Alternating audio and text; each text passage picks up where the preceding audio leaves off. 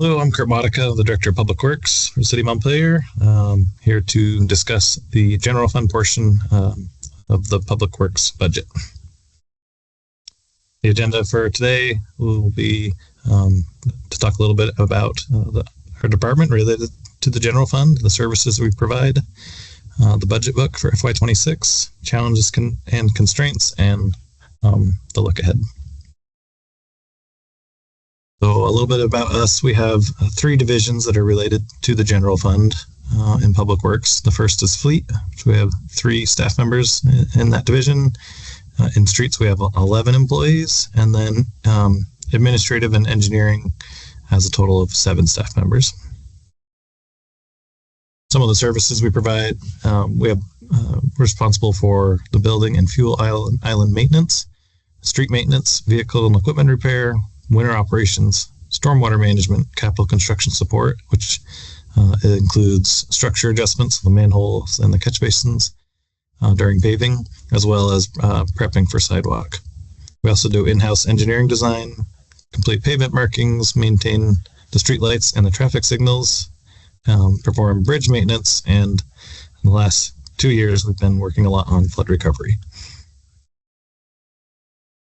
So a breakdown of the budget. This is the building operations fund. It's up approximately $50,000 from last year. This includes all the fuel costs, as well as building maintenance, heating costs are all in this fund. And then within the streets fund, we have about a $2.1 million budget this year. That's up $187,000 from last year.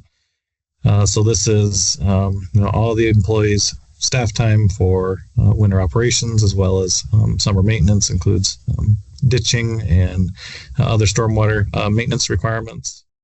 This also includes repairing the streets, including potholes and the paint required to do markings, as well as contracted marking work. Within the fleet budget, it's about a $750,000 budget, which is actually down a little bit from the previous year. Part of that is because we reallocated one of our staff members from the fleet division into streets in order to help keep up with winter operations. And this includes the salaries for the mechanics, as well as equipment needed to make vehicle repairs. Some of the challenges and constraints: salt costs are rising. We do have reduced staffing levels from the previous fiscal year. We did reduce our street staffing by 1 employee.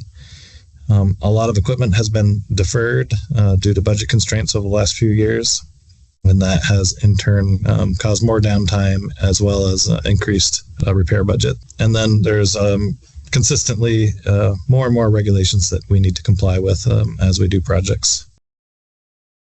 Some of the impacts on service. The first thing in winter ops that will likely need to be reduced is the level of staffing dedicated to sidewalk clearing. We'll still focus on school zones and in the downtown, but it might take a little more time to do some of the outer networks of the sidewalks just because of our reduced staff. In turn, we also have increased overtime with less people to do the work. It just takes more time in the day to get that done from the employees that we retained. And as I mentioned earlier, increased vehicle maintenance costs, that's from the deferred equipment. So they break down more often when you don't replace them on a regular schedule. And also there's a reduction in how much DPW can support in-house work for capital improvement projects. So that's the sidewalk prep work and the structure adjustments for paving projects. Some of that work now has to be written into the contract just due to the time constraints in Public Works. Looking ahead, we are looking at some efficiencies, primarily to look at salt reduction. So we've been transitioning our plow blades, rubber cutting edges as opposed to steel, which actually does allow a little bit in the blades. We're able to kind of get into the low points, the ruts within the streets, and in turn that allows us to use less salt because there's less surface area with snow remaining on it. We're also looking at integrating brine solution for winter operations. That's basically a mixture of salt and water, and so you can use a lot less salt when it's sort of mixed with water and it spreads out in a bigger area. There are some complexities to that, where you need to really look at the temperatures of the street, of the roadway, in order to know when it can be applied. We're also looking to improve our efficiencies in how we manage work orders. So we're transitioning for our staff in the field to actually complete the work orders on their phones and then record that, rather than the supervisor putting it in back at the office at the end of the day. We're also looking to do more in-house engineering design work. Engineering costs are high when you need to hire that out. So the more we can do in-house, the more we can reduce costs for projects. And we also continue to work on flood recovery projects and resiliencies, which is primarily, increasing undersized culverts. If you need to reach out, my name is Kurt Motyka, again, Public Works Director. The number at the office is 223-9508, or you can also reach me by email. Thank you.